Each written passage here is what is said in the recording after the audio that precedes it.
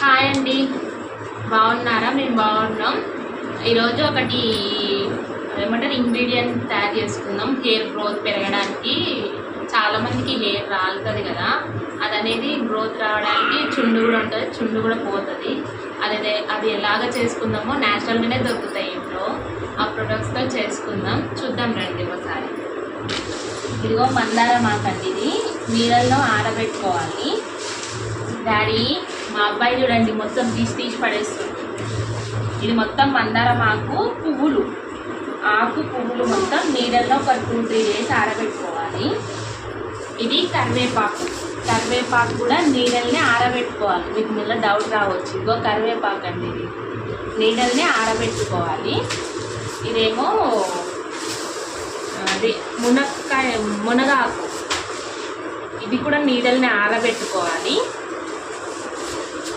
ఇదేమో గోరింటాకు, ఇది కూడా నీడలను ఆరబెట్టుకుంటే ఈ కలర్లో వస్తుంది. నీడల్లో కనీసం మ్యాక్సిమం ఒక 5 డేస్ 4 డేస్ అన్నా ఆరబెట్టుకోవాలి.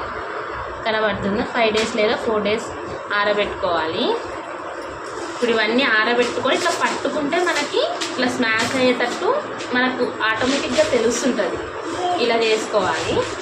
ఇప్పుడు వీటిని అన్నిటినీ సపరేట్గా మిక్సీ పట్టి, వీటన్నిటిని సపరేట్గా మిక్సీ పట్టి పౌడర్ చేసుకోవాలి. నేను మిక్సీ పట్టాక చూపిస్తాను మీకు. అగో మా అబ్బాయి చూడండి, నేనంతా ఎండబెట్టి ఇల్లు మొత్తం ఎట్లా చేస్తుంది. జరుగునా ఇదిగో అండి, ఏమంటారు, నాకు మ్యారేజ్కి ముందు నుంచి ఏమంటారు ఇవన్నీ పౌడర్ చేసుకొని కలబంద ఇవన్నీ చేసుకొని హెయిర్కి అప్లై చేసుకునేదాన్ని. నేను ఇక్కడ యాడ్ చేశాను చూడండి ఫోన్లో పైన. ఏమంటారు, నాకు హెయిర్ చాలా ఉండేది, డెలివరీ అయినాక చాలా హెయిర్ ఫాల్ అయ్యింది. అందువల్ల జనవరిలో హెయిర్ కట్ చేసుకున్నా.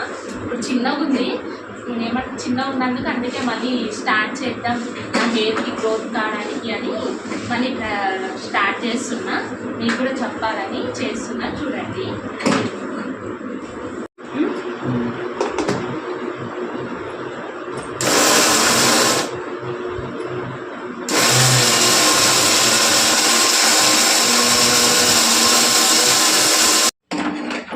ఇవన్నీ ఫైన్ పౌడర్గా చేసుకున్నాము.